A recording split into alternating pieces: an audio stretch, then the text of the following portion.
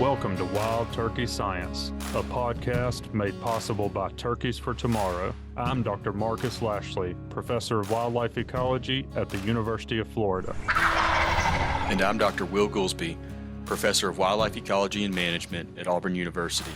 We're both lifelong hunters and devoted scientists who are passionate about hunting, managing, and researching wild turkeys. In this podcast, we'll explore turkey research, speak to the experts in the field, and address the difficult questions related to wild turkey ecology and management. Our goal is to serve as your connection to wild turkey science.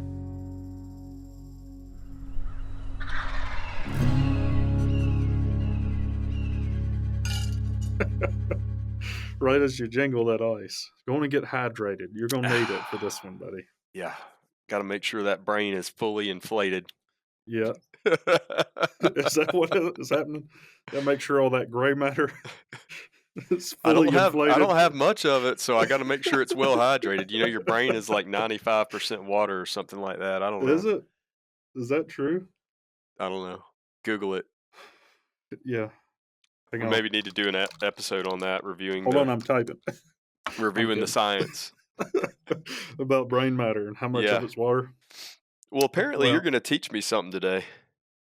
Well, I don't know if that's true, but, you know, I told you, we've said this something along these lines on the air, but one of the things I love about my job more than anything, I need to know what's going on, and I'm getting paid to try to figure out what's going on, and I like that a lot.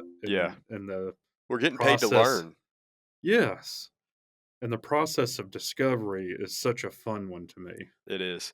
What I really like, go ahead. I didn't mean to interrupt you. No, go ahead.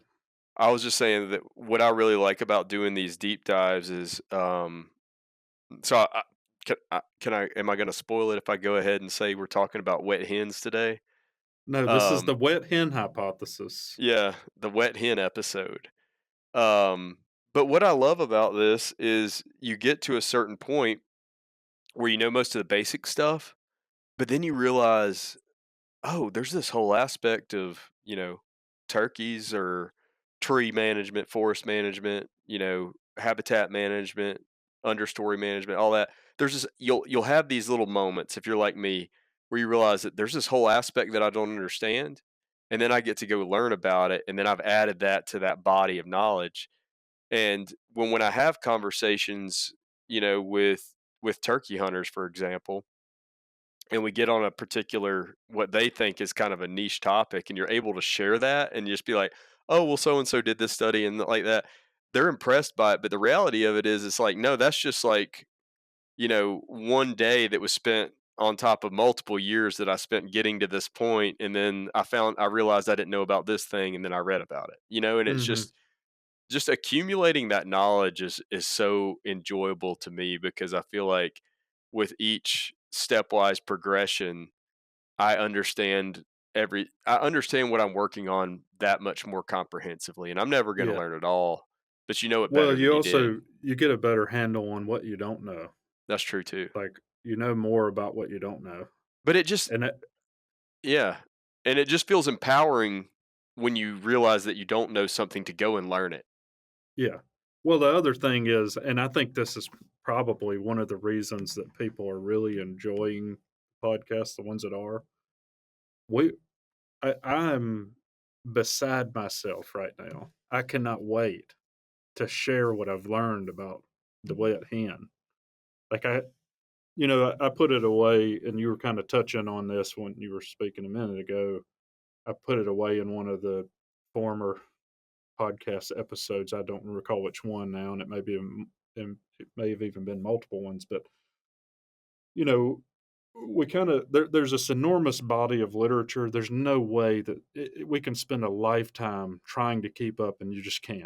Mm-hmm. There's too many people working on too many things over too long of a period of time, and there's just no way to keep up. There's literally publications being published faster than I can read on things that are probably relevant to things I would be interested in learning about. So, but when, you know, I kind of embarked on this, and it started with the South Dakota guys. I think it was Chad Lehman brought up the wet hen hypothesis, and it kind Right. of it stimulated interest at the time for me, and then I started kind of going, seeking around, and then I came back to you, and I was like, "Hey, we got to have an episode on this." And it's because when you're doing that, like you were saying, you kind of realize, oh, there's this aspect, there's this body of literature over here. It's like you arrive at a door, Mhm. and then you open the door, and it's like a whole new world Yeah. of information that you had no idea was even in existence. Yeah. And that's exciting, and I'm exciting to bring that back. But I found a door on this one, And you and opened it and walked through it, didn't you? I ended up in a world that I did not realize was there Yeah. related to the wet hen. Yeah. And one thing I didn't think y'all I was might going to end up there, but I did end up in the door. and one thing y'all might appreciate to hear though too is that not on this one because when we're going to have an episode that focuses on a topic that we're learning about, we've learned over time that it's best if we don't talk about it beforehand because then we have a more genuine conversation and more natural Mhm, reactions and things like that to when we learn from each other. But I think too, another thing that people appreciate is when we're talking about, other topics that we're not trying to prevent spoilers of, you and I will like screenshot and send like excerpts of text back and forth all the mhm. time when we come across something that we're excited about. Yeah, you Just emailed me, you just asked me, yeah, you emailed me yesterday a paper that was on quail yep, that you found exciting and, would you say, titillating? titillating. And it's like, "Hey, we gotta do something like this on turkeys." Exactly. Yeah, Or uh, uh, you dig something up and, something someone writ 50 years ago that is still relevant to today, or they predicted something that was gonna occur by this mhm. point in the future, and it does. I mean, that I don't know, I get excited about It that does, stuff. yeah, sometimes it's, like, chilling It is. sometimes. Some of the things that I read on the wet hen hypothesis, it did give me chills. I was literally sitting in the bed at, like, 12:30 at night reading about things that I didn't know existed before now. So, Well, don't tease me any further. okay, so if y'all haven't realized, yeah, this one was a deep dive that I primarily did. Uh, not that you're not knowledgeable on it, but I just really focused a lot of time leading up to this episode trying to dig up what we could glean from the literature Right. on the wet hen hypothesis. So let's start with what that is. I know that part. You do? You want me to handle that part? Yeah, let's see what you got. So it's the idea that, um, a wet hen would produce more odor for predators to key on. Yeah, and that's the gist of it, and that's specifically associated with the nesting phase when Right. she's vulnerable to predation because she's Not sitting on the nest through the night. Yep. Um, and it also seems to be pretty specifically talking about ground nesting birds in general when you kind of zoom out past, outside of turkeys. So has this term been applied to non-turkey species? Not really, as Okay. far as I can tell. The only time I can find wet hen hypothesis is in turkey Okay. literature, and it's not that common, but there are a handful of publications that But even if it's not known by that name, it is a phenomenon that has been described in other species? there has been a fair amount of research, particularly on game birds and almost, well, I shouldn't say particularly on ground nesting birds, but I think that it's most commonly applied there because it matters there the Right. most. And I did find a study that this one's going to be a dense one, folks. We got lots and lots and lots of studies. I did find a review of this topic. It was Greaves et al. 2022 Mhm. that a lot of the citations are within, and I grabbed segments of text where they were summarizing it. So that one will be a great place for you to start if you really want to dig in on this because it is a it's like a book. I But mean, then I'm sure you chased down a lot of the papers they I cited did. and pulled information from those as Yeah, well. and I found stuff like they didn't have any of the turkey literature stuff cited. It was a bunch of other species Mm, of birds around the planet, and I dug up a bunch of stuff on several species, but a lot of things I kept finding were covered in this paper. So that's that's kind of your hub point if you want right. to start on this. And what was the title of that paper? This one was olfactory camouflage and communication in birds. Okay. So, how do birds have olfactory communication? I didn't think most birds could really smell. That's actually the topic of a different episode because I didn't either, and that was one of the things I was trying not to be distracted by. But I was like, wait a minute, what?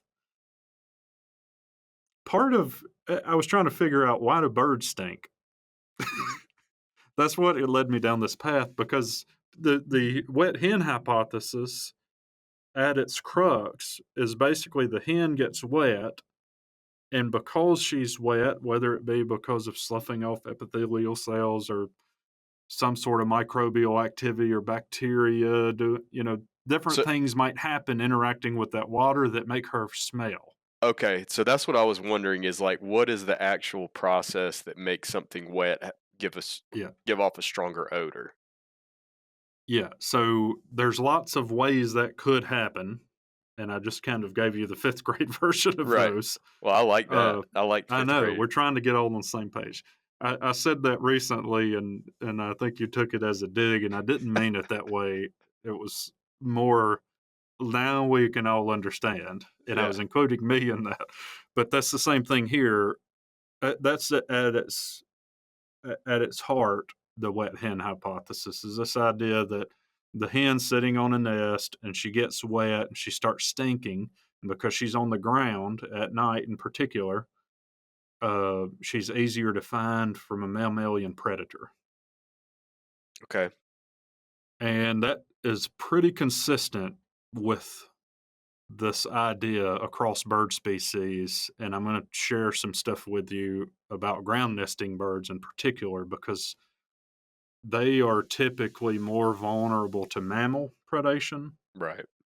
and the mammal scent, sense of smell, that scent is much more important, especially at night, Right. for finding, a hen or whatever, that So I know nesting that bird that that's they want to prey on.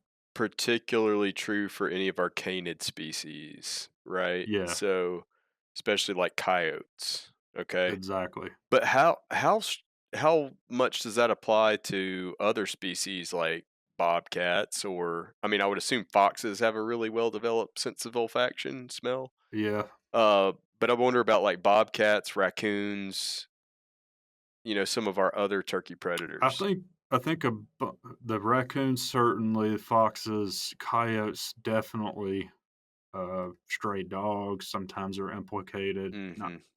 not recently with turkeys, but definitely with other species. Um, Rat the snakes cats, take a lot of eggs, and they definitely have a well yeah. developed olfactory Well, system. I was going to say the felines typically not so much, but snakes Yeah. definitely, scent is playing a big role in them finding Right. prey often. Right. So pretty common. Um, so I started digging in on this topic, and I was like, well, what makes a bird stink, and how does it deal with that? And I kinda get that's where I opened this door and got into this realm of literature and was like, "Whoa, So you okay." might say you started smelling around, I started sniffing around. sniffing around. That's what I meant. A little You got it. little had a little Pluto action. I was sniffing. Yeah, I did kinda felt it was a little bit cartoonish, so that's probably an appropriate reference. So, there's a body of literature on birds about this, and it's particularly because of concerns with bird populations and Hmm. the fact that predation is always the leading loss pretty much across the board. Yeah. the leading loss at the nesting stage or nestling stage, or poult or chick stage, for depending on if they're precocial where they leave the nest right away versus ones that sit in a nest and develop there. Uh, predation is almost across the board always the leading cause of loss, Mm-hmm. and that obviously has been of great concern with turkeys as well. So this definitely applies. But there's been this body of literature on the topic because of that. And the paper that I mentioned, the Greaves et al. Paper, they were really reviewing preen oil and what is the Preen function oil. of that, because that has been linked to various hypotheses. Like, what is preen oil for? I I'm would think it trying. would be. I'm trying to I'm trying to enunciate oil. It's hard for I me want to say too. oil. I just want Oil. to. Yeah, if you and I were just talking about it, we'd say I'd be prenol. Yeah, preen oil. Prenol. But it sounds like it's not even two words when I do that. So the goal, or I guess the intended use is to provide some kind of waterproofing or lubricant on the feathers to keep them in Well, good that's condition. one hypothesis is well supported. Mm-hmm. The there's a gland. I'm not even going to try to say it. Do you want me to try to say this word? Yes. Okay. Hang on just a second. I need it in front of me. The uropygial gland. I don't think that was bad. You think that's the correct enunciation and How do you spell it? articulation? Uropygial. Uropygial gland. I'm going to go with it. This is something that's widely, what's the word? Expressed. That's not the right word. It's basically in all birds. Conserved. Yeah, it's a conserved trait across bird Is it species. at the base of the tail? I don't know. I think it's at the base of the feathers, but based on what I can tell. Oh, each feather has one. Mm-hmm. Okay. Now, I may be completely wrong on that because that's not my area of expertise, and I Yeah. wasn't actually looking to see where it was at. Okay. That's definitely here in the Just literature. I tell just me. don't know. You just tell me I'm asking the wrong questions, Will. You are asking the wrong question. Well, anyway, this uropygial gland is the preen gland. That's what it's known colloquially as. But the reason there's so much literature on this and there's been so much research on it is because it is actually pretty controversial what the function of that is. We know it makes an oil. We know birds put it all over their feathers and incorporate it, and they're constantly preening. Well, that's part of what they're doing when they're preening is putting this oil on their feathers. Mm-hmm. It's pretty clear that there are some things that preen oil does, but it's not clear the full scope and what are things that are just outcomes versus reasons Right. to have it. So that's what the argument's over is why do they have this?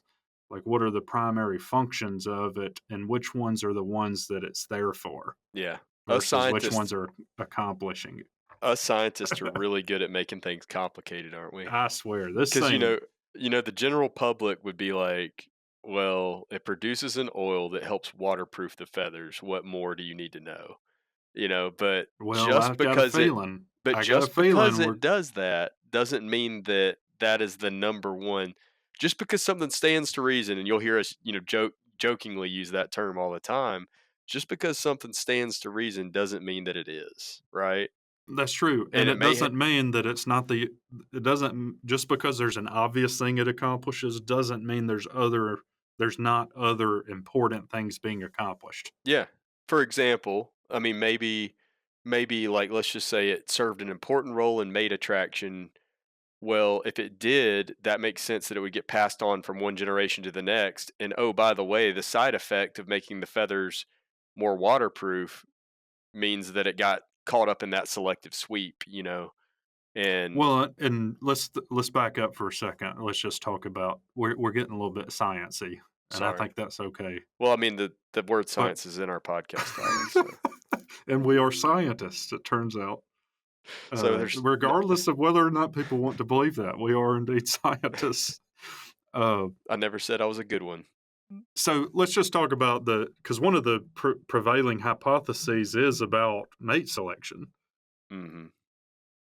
So waterproofing might be this awesome outcome of having the preen gland, but it might be for mate selection instead of the waterproofing. Mhm. And if you think about, well, how could that be? Well, if a feather gets wet and now it's unattractive, the preen gland might help it keep from getting wet, not because of the waterproofing, but because it's trying to conserve the quality of the feather, right?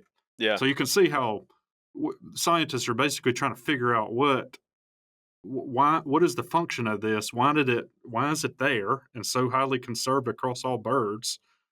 And what can we learn about that? And it starts to become important when you want to know things like why do birds stink. Yeah. So if there was a bird that had a dysfunctional preening gland, then they would not only not get to pass on their genes because they don't look good, but then they'd get cold and wet and die. That's because that's a potential outcome. Or they don't float. That would be bad. Yeah. Or they're not aerodynamic when they That would be fly. that would be bad too. There's lots of reasons that could be, you know, Okay. that's the whole point. And the Okay. reality is, it's probably a combination of things that are really important, Yeah. like being able to fly and float and mate, or not stink so you don't die from getting eaten. Like it's Yeah. probably a combination of factors that are selecting for this trait, and I would say that's likely because it's so highly conserved across bird species. So anyway, I'm literally reading the journal Microbiology Ecology. Have you ever even heard of I have not. that? That's the I'm just journal. still I'm just still hung up on you talking about they would not be able to fly, float, or mate, and I was like, man, that sounds like fly, float, or mate. That sounds like a good weekend. Yeah. No, it's not or, it's and. And. Oh, you get to do them all. It's That's not you what I don't have did to last time I choose. went to Alabama.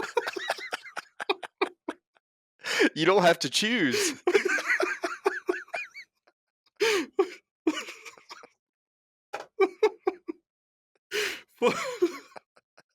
That needs to be the title. It would be so misleading. Fly, floater, mate. And and And we need an and in parenthetical after it.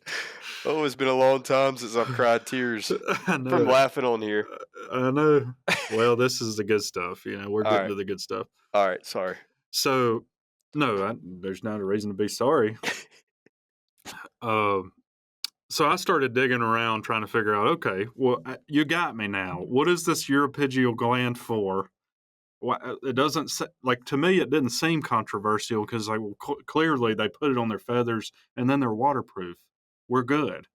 But then I got into this world. I was like, no, no, that's not enough. So that's where I got to this olfactory camouflage thing, which is the relevant portion for us. Because one of the primary hypotheses related to this uropygial gland and that secretion of preen oil and all that is that it might uh, camouflage the animal olfactorily, Mhm. which is That's actually a word. I didn't know that before I did this. Olfactorily. olfactorily. So because mammals, smell their prey, they're trying to conceal themselves from scent, Mhm. or conceal the scent from being detected. Mhm. So it turns out there have been lots and lots and lots of studies on preen oil composition. There was one, or actually a series of publications that looked at 27 ground nesting shorebird species, and they found that there's this seasonal shift, and we're going to get more technical here, but it matters. Most of the year, the preen oil composition, or the type of oil it is a monoester. A monoester. Okay. Monoester. It sounds like a like a monastery or something. Monoester. We've I been wanted to say irritate monster. we've been irritating the agriculture folks lately with, the farmers with some of the farming stuff we've been talking about. Well, now we're gonna step on the chemist's toes. Yeah. I see. Well, we'll invite a chemist on to correct me where I'm wrong. It's not if I'm wrong, it's Yeah. where I'm wrong. I know that some of this will be inaccurate, including my pronunciation of these words. But I never heard the word monoester before I did this. So, take that. Anyway, most of the year, the preen oil is monoester. And the reason that matters is I that just not how you love to say hear it? you pronounce that. Well, that compound is volatile. In other Okay. words, it turns into gas Mhm. and gets in the air column, and then things can smell it. Just like the ester formulation of Garlon, it volatilizes. I know that. Yeah, isn't that something? Esters. Esters. So it changes from the monoester to diester, Okay. and diester is not volatile. Okay. In other words, it does not evaporate and it can't be smelled. So Wow. the idea is like, oh, wait, this preen oil is changing in composition such that it's concealing the scent of the animal from things that might want to eat it. So during times of the year where it's not as important to conceal that scent, like when a bird is nesting on the ground, maybe its chemical composition changes to have improvements in other attributes. Yes, Okay. that's the general idea. Okay. Or it may just be more costly to produce diester than Sure. monoester. Okay. Well, So that's there's really fascinating. competing hypotheses for why that change might occur, but it's very consistent. And this was in this 27 ground nesting shorebirds, but I did some homework. It applies to a lot of other species, including turkeys. Mhm.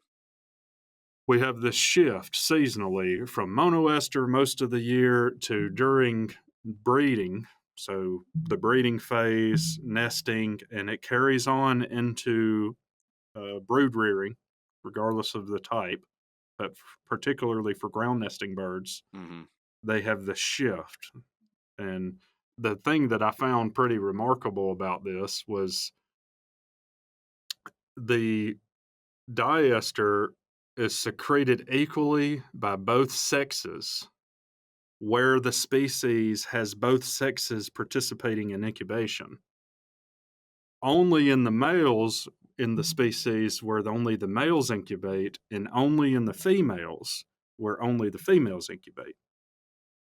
So, in other words, this switch from monoester to diester or volatile to relatively scentless, uh, it tracks perfectly with whether or not the sex is participating in incubation of the nest. That is fascinating.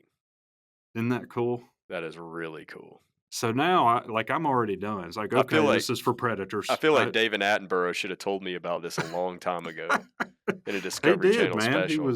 He was talking about like brown tree snakes and lizards and stuff, man. He was telling us about monoesters, and I had no idea what he meant. But I But bet he's better at now I got pronouncing it than you are. it. It definitely sounds better coming out of his mouth. I can tell you that. All right, let me get back to where I was at. So I found that remarkable, and so did a lot of other people. Apparently,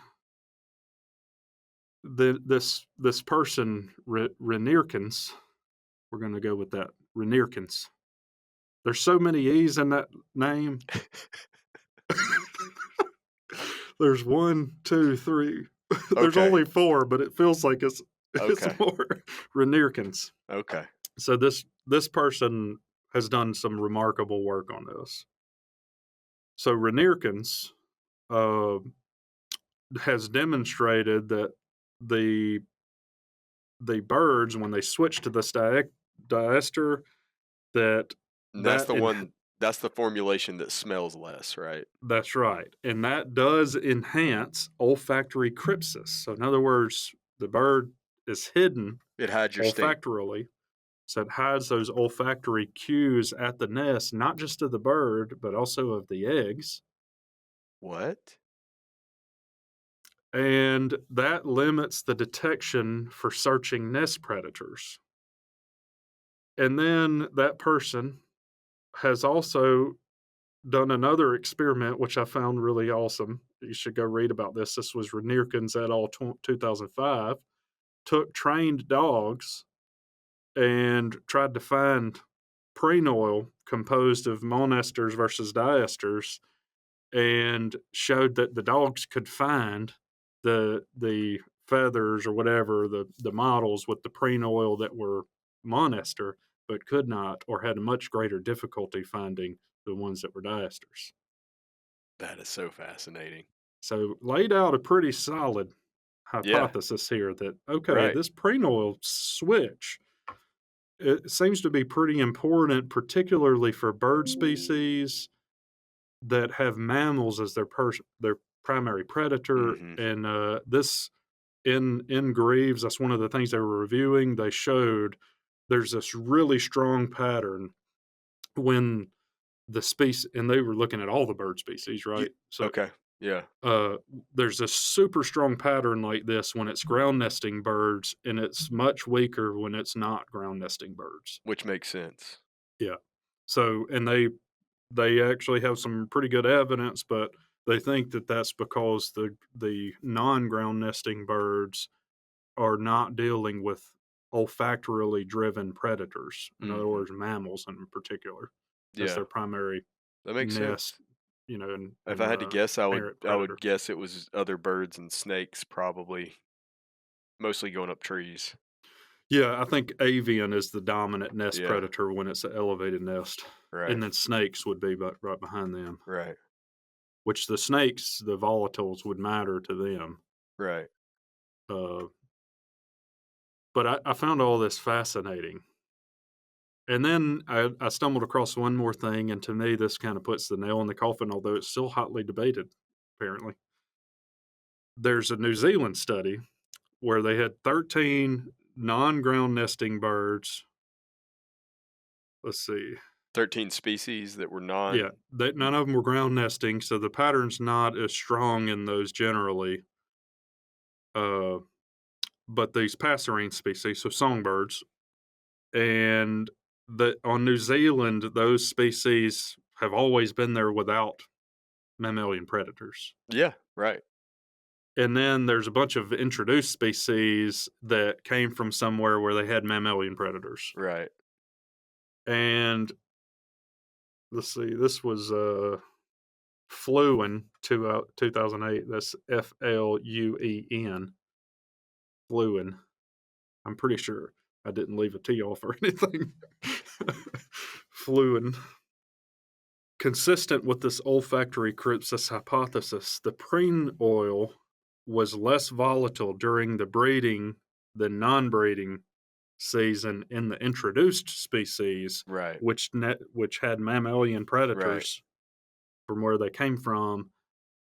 So that was consistently they had this shift to the less volatile preen To oil, Yeah, to the whereas diester. yeah, the ones that are from New Zealand where they did not have mammalian predators, they did not have that shift. Alright. So, case closed, right? That's what it's for. That is Scent definitely something it's doing. scent concealment. So I know we've been talking about all these other ones, but we got some stuff on turkeys too. It's remarkably limited, but I started thinking because I couldn't find anything on turkeys, and I was like, darn, this is all good and fine, but do turkeys do this? Uh, I found another paper. It's Braun et al. It was not covered in the Greaves paper, as far as I can tell. Uh, it's called Birds, Feather-Degrading Bacteria and Preen Glands. The antimicrobial activity of preen gland secretions from turkeys is amplified by keratinase. And I Okay. read that and I was like, cool, turkeys. That's all I got from it, when Yeah. I read that title. Yeah. Cool. Preen oil turkeys. Got it. So then I dug into it, and that's where I was reading the microbial or microbiology ecology journal article. Yeah.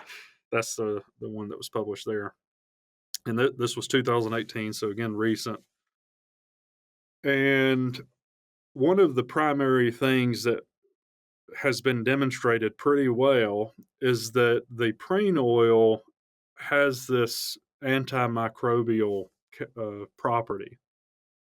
Right. So, and that's one of the things that's thought to promote scent, Right. right? Like we smell the bacteria that are Right. on the animal, and that might be why it might get charged by water Right. in the wet hen hypothesis.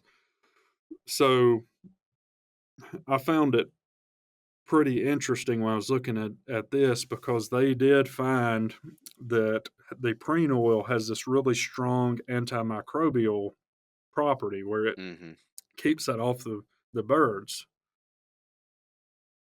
sometimes. And I was like, so I had to read this like 12 times to understand it because they're using a bunch of fancy terminology that I don't understand for the most part. But then I read the title again. I was like, oh, now I got it. Feather degrading bacteria. What does Uh-huh. that mean? Oh, that's bacteria that eat feathers. Right. That's a bad thing if you're a bird. Absolutely. So then I realized, oh, keratin is what feathers are made out of. Mhm. The keratinase is the thing that the microbe is using to break down the feather. Yeah, it's an enzyme. Yes, it's an enzyme for keratin. Mhm. These these wily rascals have preen oil on them that is inactive on controlling all these bacteria, which many of which are positive things, right? They're symbiotic with the animal. Yeah. They it is not activated in controlling those species unless it starts in releasing keratinase. So the keratinase activates the preen oil to kick in to suppress Oh, these wow. microbes that degrade feathers. How neat is that? And I was like, that just made me happy. Yeah. Like it's not even just that it's there and it keeps all like it's not like birds are microbe free, Right. but then it's like, well, how does that work? Right. Well, that's how it works. When the microbes are using keratinase, that triggers that this is bad. Preen oil starts working Right. and Makes suppresses sense. those. So it keeps her feathers healthy and probably also has the added benefit of further reducing scent. Yeah. So I Okay. just found all that remarkable. That is really cool. Any questions? Man, I just think about how often turkeys get depredated, and I'm like, man, where would we be without this? How Yeah, much worse could it be if we didn't that is have, interesting. It's an interesting idea. if we didn't have the preen oil? And then the other things I start thinking about are, well, what affects the quality of preen oil or the volume? Does that matter? Or what affects preening behavior of the bird? Like if the bird doesn't feel as good, does it preen as well? And does it, disguise itself from predators as well? I don't know. The list just goes on and on. Yeah, well, I was rumbling all these things in through the head. Yeah. My gray matter is it's got stuff bouncing all through it. Yeah. These same ideas, and I was searching for it. Right. But the unfortunate thing is, I think it was Greaves that said it. One of the reviews that I read said this that we're still in our infancy Yeah. understanding this.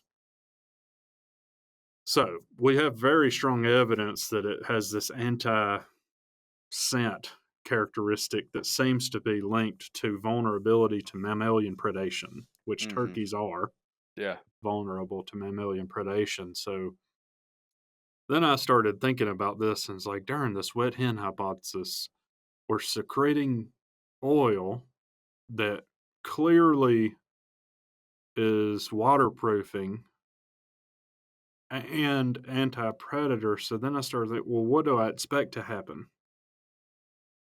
if a bird gets rained on and it has preen oil on it, that should accomplish, first of all, repelling the rain and not Right. getting wet, but Right. also concealing scent. So I didn't know what to really think. Yeah. We should be good, right?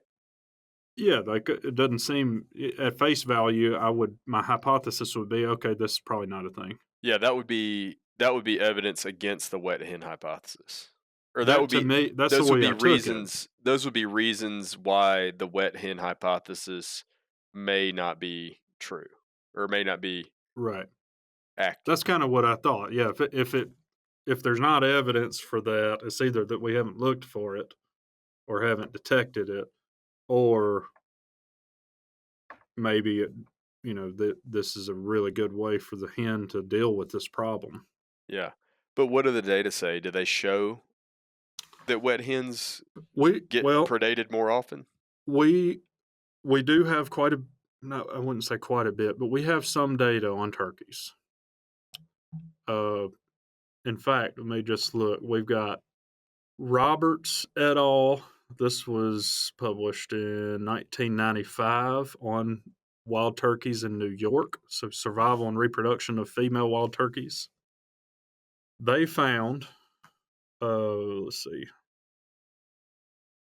well, I didn't highlight what it specifically says, but the take home message is hens were more likely to die the day after rainfall, Okay. or the nest failed more often the day after rainfall.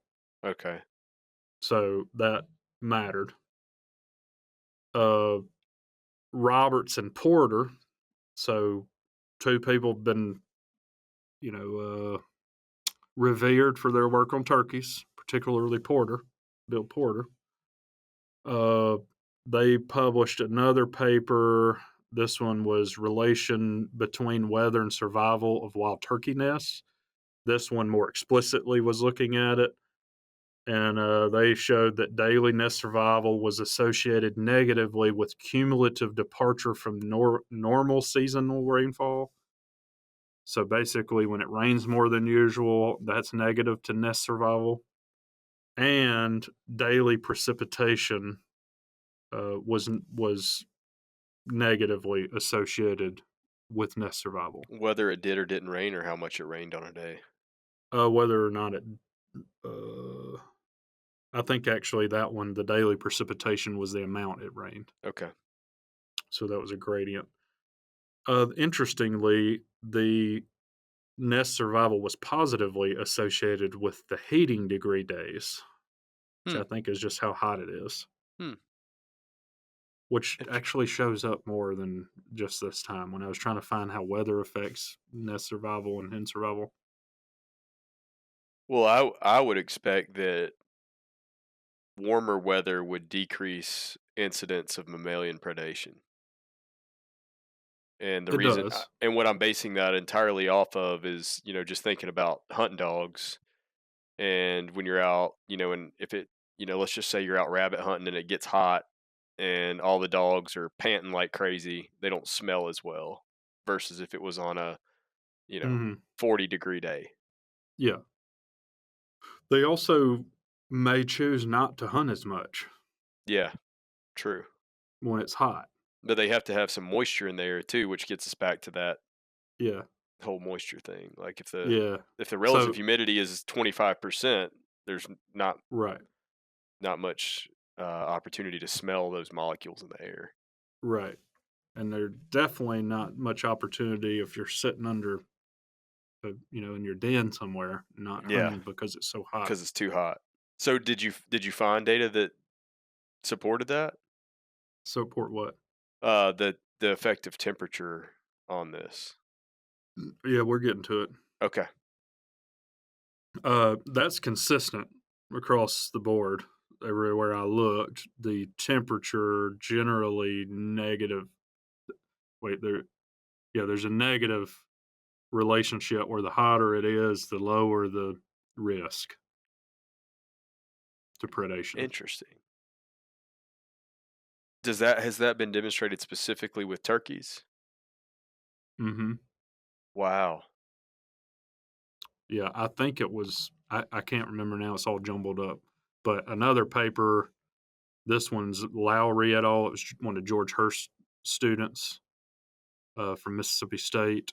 They had a paper in the symposium in 2001. I forgot which one that is, maybe the eighth symposium, Mhm. that was influences of selected weather variables on predation of wild turkey females and nests or nest success. Mhm.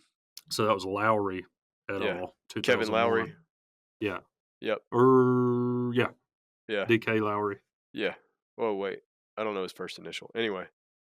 So they showed same thing. This one was kind of a small sample size, but they essentially took nests that failed to predation and the hen might be predated as well, and looked at the average daily rainfall for those Mhm. versus nests that did not fail. I think Mhm. that's how they did it, and it showed that basically when predation, the nests that were predation had higher rainfall amounts.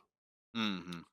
And then they also noted, I forgot how many it is, but it was a pretty remarkable number. It was, maybe somewhere in the teens of predation events, Mhm.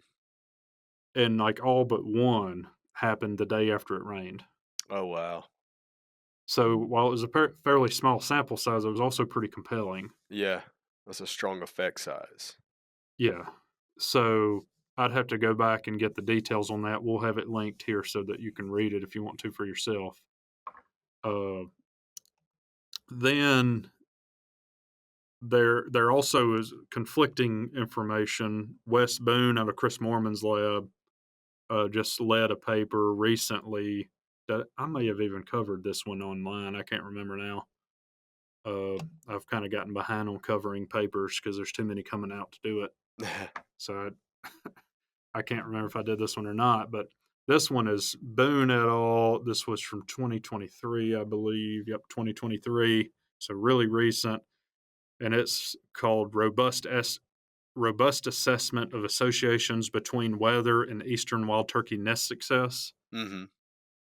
It's unclear based on the methods whether this included hen mortality and nest mortality, or if those were lumped or excluded. Can't Okay. tell, Yeah. but they did not find a relationship with 48-day rain, 48 day, 48-hour rainfall and nest predation. Okay. And that was kind of across the southeast on several sites. They had over 700 nests, I think, in that study. Yeah. So they didn't find that relationship, although they found some other ones that are less relevant to what we're talking about. So interesting paper to I'm look at. surprised they didn't find a link there.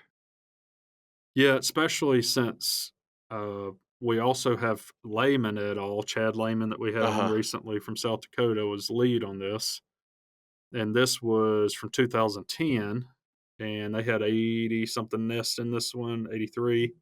So pretty good sample size from South Dakota. This was Miriam's. Uh, take home message for the first take home message. We'll get to the next one later on in the show. Uh, Coyotes were the primary predator of turkeys on the nest and turkey nests, Mhm. and precipitation was the main thing associated with nest loss. Like it was Which the best particularly predictor. makes sense in a system where you're losing most of your nest to coyotes. Isn't that what you said that they Yeah, that were? that was their primary predator Yeah. here. So I was surprised about the Boone because I found a bunch of other species that are ground nesters that pretty much always find this relationship. Do you think maybe it was the way that they decided to categorize precipitation or something along those lines? Because sometimes, It looks like they're doing it the same way. It may just not matter everywhere. I don't know. yeah.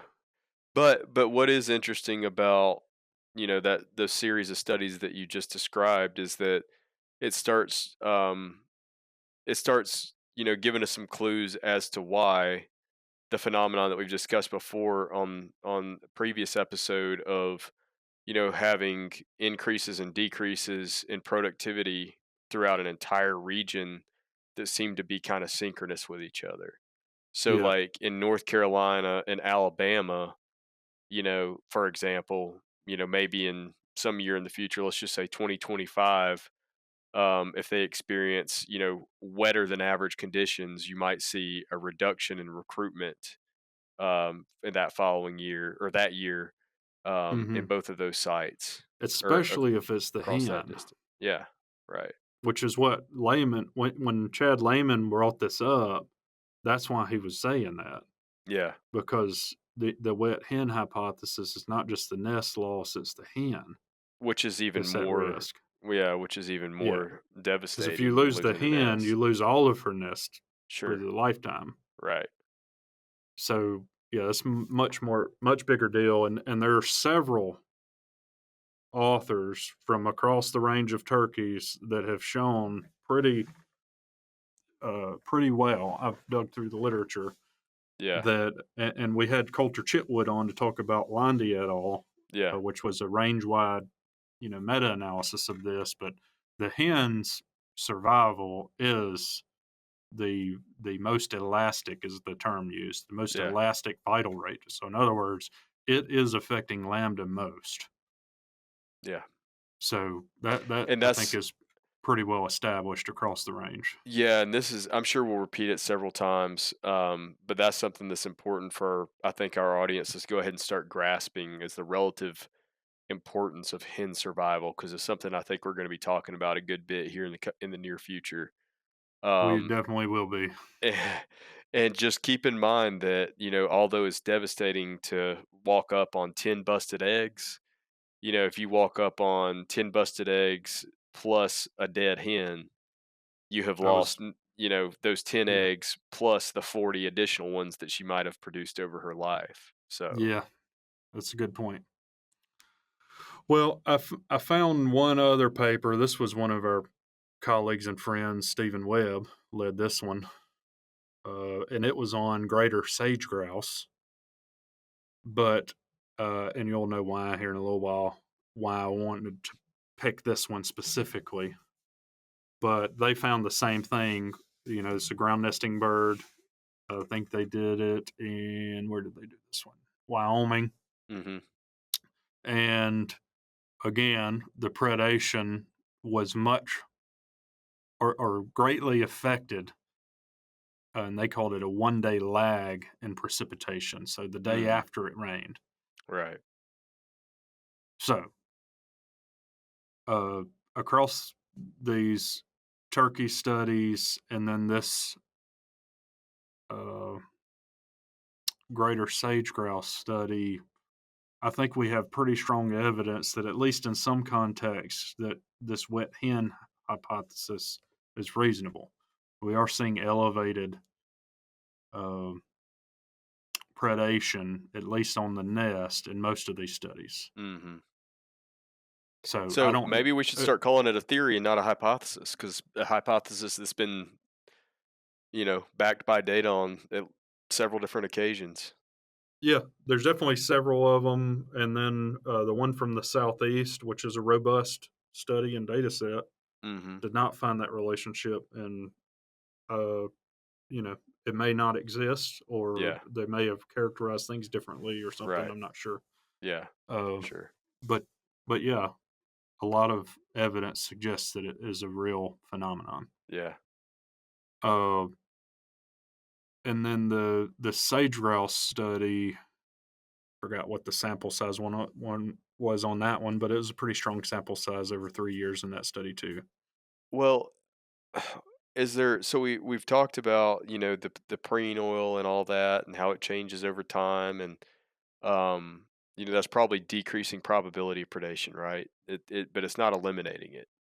Right. Is there anything else that we can do from the perspective of the scenting characteristics that we've been talking about to try Um, to decrease predation?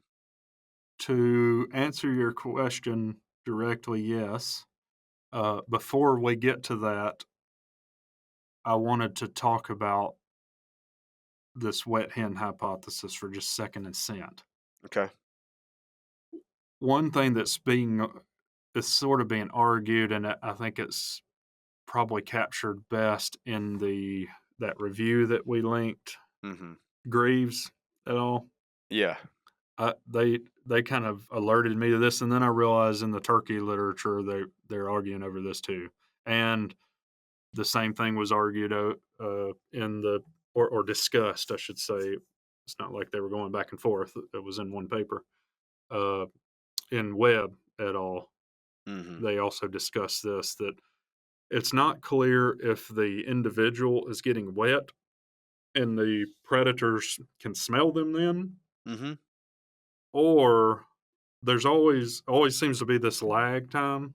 Mhm.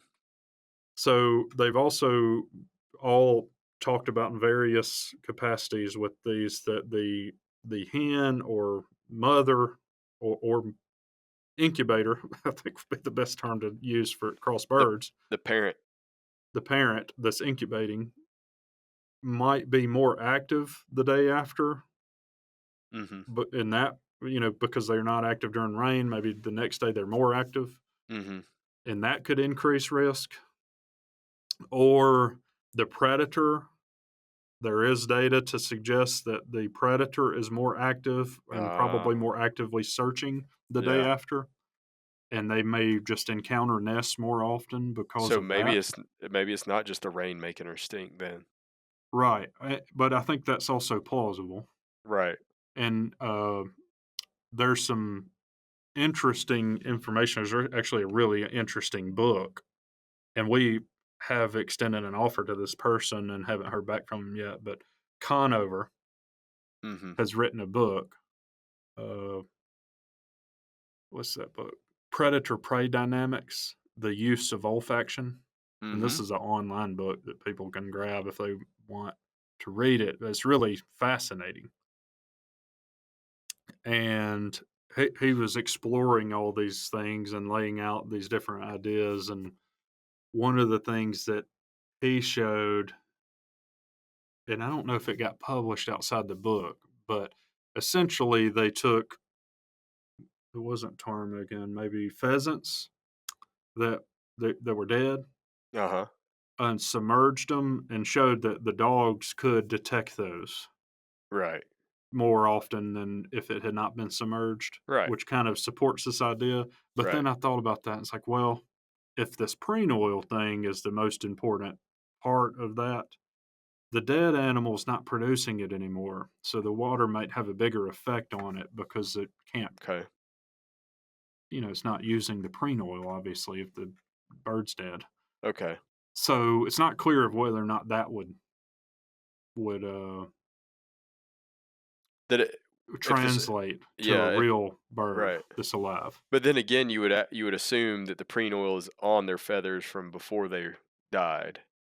Right, but I mean, how quickly does it degrade? Maybe Who that's another knows? thing, and maybe it gets washed off and it doesn't have time, so you Who have a knows? narrow window. It's Yeah. not real clear whether or not this is an olfaction thing or a Right. sampling response where either the bird or the predator is more active, Right. and it may be a combination of those. Right.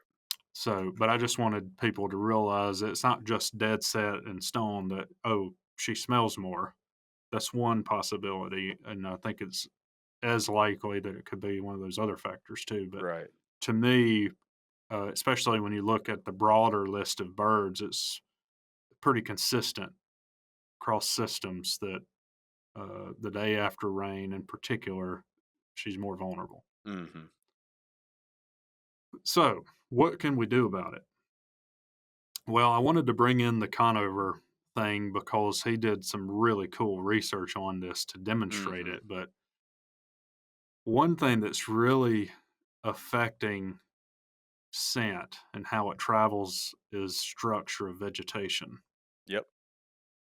And I got fascinated with that. And I also brought in the web paper and I wanted to specifically talk about the layman paper because both of them did analyses that was really interesting related to this. Yeah. You know what's funny before we get into this that I do want to mention is that all of us, I'm not just talking about, me, you, I think almost everybody would agree that when we think about habitat within the context of predation, the number one thing that our minds go to, and oftentimes the only thing that our minds go to, is visual concealment, hiding, Yes, hiding. that's exactly where I was going. Oh, sorry, my bad. When I think of vegetation structure around the hen, I'm thinking so that she's not seen. We always just think about hiding her from sight, right? Yeah. But Well, that's then the thing. but then let's That was stop. what got.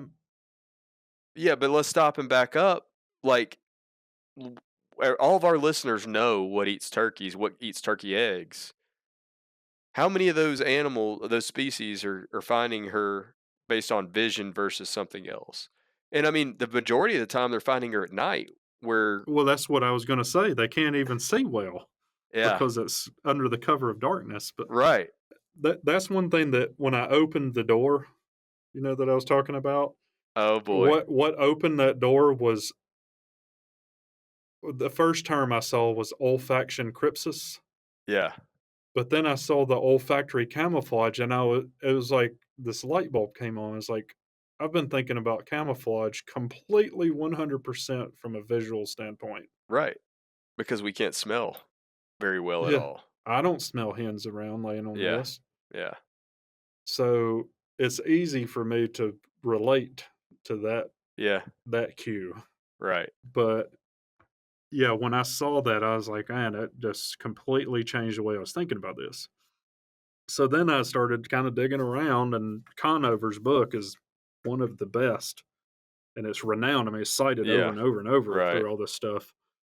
Vegetation structure, particularly heterogeneity in that vegetation structure at the ground level. Some tall, some short, some dense, some open. Yeah. And that heterogeneity causes, I'm just going to put it in the fifth grader version, turbulence in the way that molecules move around. Yeah. Like it just disrupts the way they move around. Yeah. So it makes it hard. The idea is it makes it hard for a predator to target the Right. source of the scent Yeah. because it's bouncing around everywhere in the vegetation. Right. So they may know it's nearby, but it can't figure out where. Right. And he kind of proposed this and then demonstrated in some stuff in the book that that was likely. Mhm. And actually, we had a recent guest again, a second time guest, Dwayne Elmore. He told me when he was at Utah State, Conover was one of the professors there, Uh-huh. and Conover had recruited a bunch of the guys with, or the grad students with hunting dogs Right. to do this work, and he was one of the guys with dogs, Oh, that's so cool. he got to participate in some of it. But they were basically trying to figure out how scent was moving through the landscape based on lots of things, but vegetation structure is one of Yeah. them, and worked out, this idea that that turbulence created by vegetation structure was making it difficult for the dogs to figure out where the source of the scent was.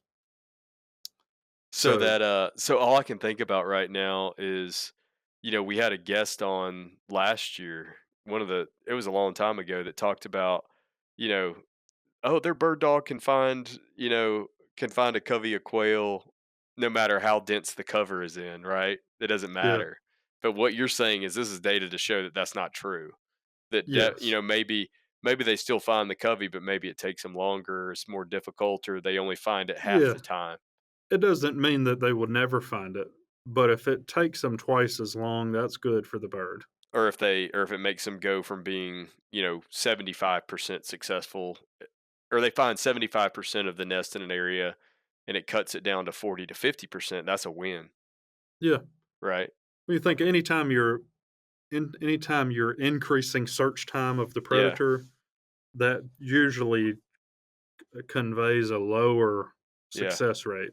And I also think too about, for like us as hunters, like human hunters, we're not trying to use the wind to scent the animals, but we're trying to avoid them scenting us. Yeah. And it's much easier to do that in open environments that are all the same because the wind kind of always comes from the same direction.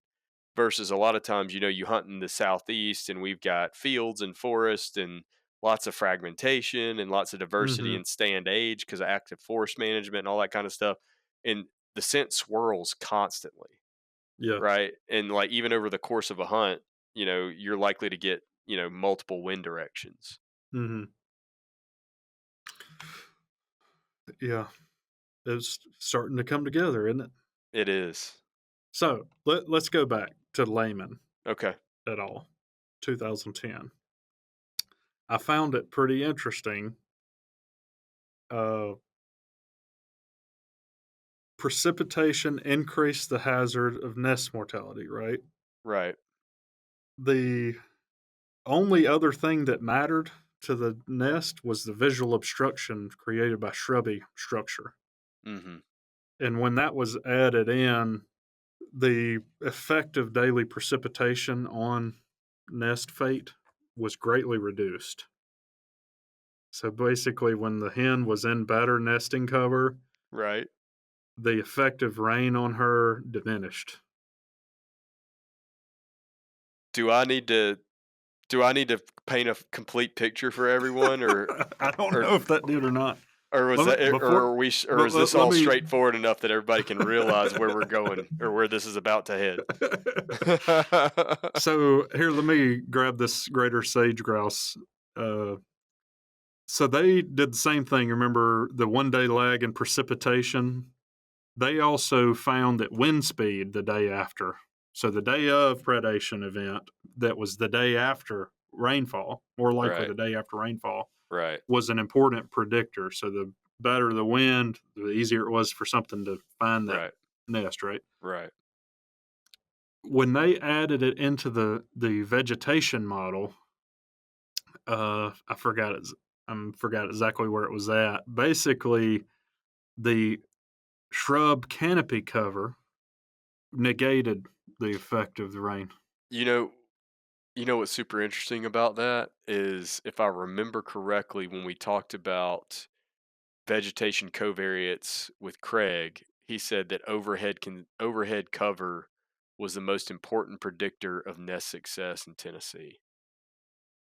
And I had always kind of assumed that that was related to aerial predation. Yeah. You're hiding the nest better from birds, other birds that might want to eat it, Yeah, and you crows. even brought this up, I think, with Lehman when he Yeah. was talking about the wet hen. Yeah. Well, maybe it's keeping her from getting wet. Yeah. Right. Yeah. Huh. Yeah. So I've been thinking about the shrubby cover that conveys high nesting success Yeah. as being this great visual obstruction that makes it harder to visually Yeah. find her, Yeah. but it also apparently makes it harder to smell her. Yeah. And that is conveyed in the vital rates, at least in these two papers. Now, I don't know if it is elsewhere. I didn't look for this elsewhere. I Yeah. just was trying to find papers on our species of interest, and these two were the ones I came up with. That's the funny So, thing about science is sometimes that we find things that, are absolutely reasonable and logical that you would believe that just aren't true, right? So, we always and I'm not saying that this is one of those, but intuitively everyone thinks that it matters where the hen nests because it affects that nest fate. So she is selecting for an area to maximize the success of that nest. That may not be it at all. It may be that she's just trying to find an area that she stays out of the rain, yeah, she didn't like getting rained on. or more likely. It's a combination of all those things, right? Yeah. It's probably, Well, I multiple. mean, plenty of I mean, that's something we've learned for sure about turkeys is they'll nest just about anywhere. Right, right. They're not going to not nest in But most we always circumstances. but we always assume that she's trying to nest in a spot that's gonna, keep the eggs safe, when in reality Yeah. she may be trying to keep herself safe. And in fact, it would make more Yeah. sense that she's keeping herself safe to, prolong her period of reproductive activity throughout her Yeah. life and then increase her overall genetic investment Yeah. in the next cohort. Yeah. And that's where you flip things on their head, you know? Yeah, it's really, really interesting. And I think it was Bakner et al. So Nick Bakner, he was one of them that we were going to ask at some point to come on. Currently a postdoc, but I think it was his PhD work. He was looking at the nesting, or not nesting, the excursion behavior during Mhm. incubation, Mhm. and they kind of posed this idea. They published it in Ecology and Evolution, the journal, so you can see if you want to read this in our show notes. Uh, they kind of posed it as this idea that the hen has to take a trade off. Like she's got to leave the nest and forage around and stuff. Yeah. And when she leaves the nest becomes more vulnerable the longer she's gone from it. And that's been Right. consistent in multiple instances in the turkey literature. And they also found that if she stays on the nest, she's more likely to succumb to predation. Right.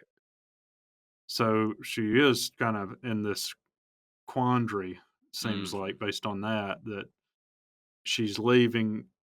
The more she leaves the nest, the less at risk she is, but the more risk the nest is at. So Right. there's this constant Right. trade off, and it's Right. probably happening on many levels, right? Yeah.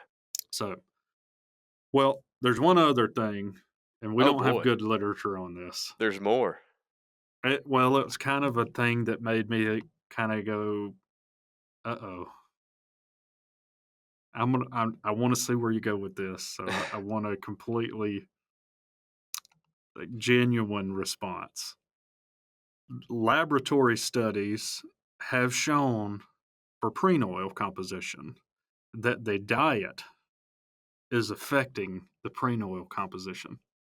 The In captive birds, the composition still transitions from that male nester to diester Mhm.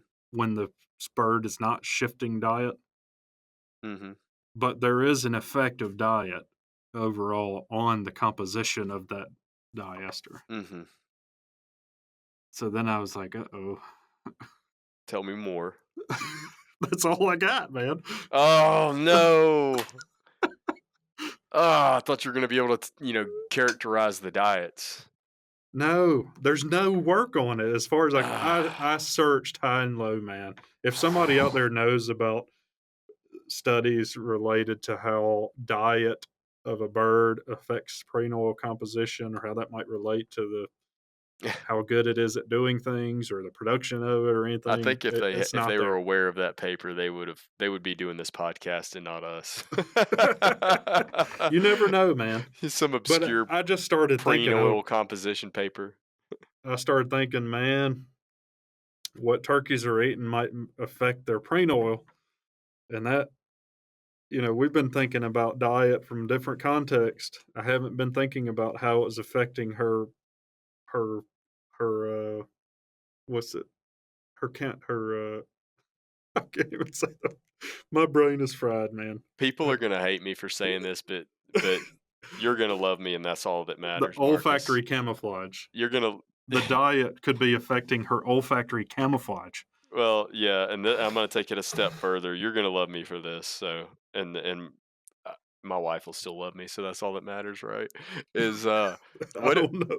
what if corn makes turkeys stink more, Marcus? I knew you were going to go there. I'm so glad you did. You just set that trap and let me walk right into it. I did, and I waited till the end of the episode to let you do it. We'll end it there, folks. Thank you. There's no data. I cannot find No, anything on it. no. On like even how does diet like what are characteristics of the diet? What does it do? It's just we're not there yet with the Yeah. science. Yeah, I better not be receiving any nasty grams this week about how this Auburn professor said that eating corn makes Makes them turkeys smell stink. worse and more susceptible to predation. Even though you've talked about crazier things today than that. You know what I'm Really? saying? What did I talk about that was crazier than that? No, I mean I'm just saying like stuff that's hard to believe, but that's been backed by data. Yeah, Just I would wild have never. things. No. Was that not a fun Yeah. deep dive into that? I have been enamored with this stuff, man. But I just been I know you've been chomping at the bit to tell me all that. yeah, it's been killing me. I got more though. There's other things that I've been doing that are gonna be really, really interesting like Good, this. good. But that's what I'm saying. We have plenty of drawbacks about our job, Yeah, but man, it is fun to get to go and try to synthesize our knowledge on things. I yeah. really enjoy that a lot. You know what's fun too is trying to apply it. You know, you never know when you're going to learn something that applies to something else that you've been trying to figure out. Yeah. And I'll give you a for instance right now, and I don't know that Is these two it things are prenual?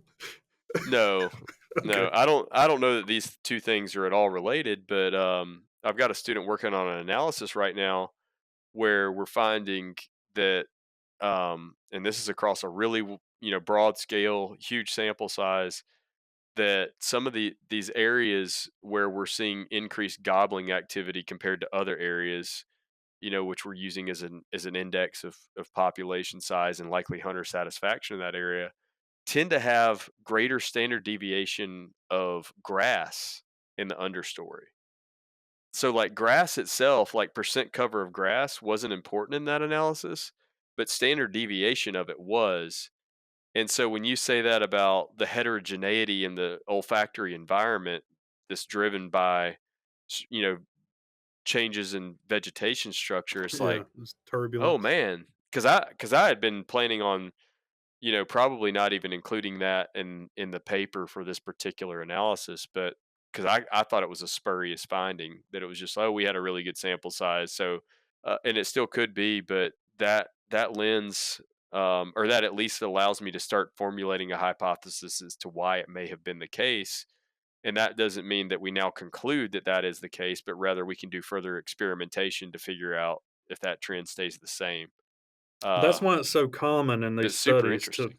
to say, "Oh, we need to do more research on Yeah. this." Well, a lot of times things like that happen. You're trying to explain something, you have an observation, Right. and you come up with a hypothesis, and then you go test that, and then it reveals, based on those observations, new hypotheses that you formulate and continue.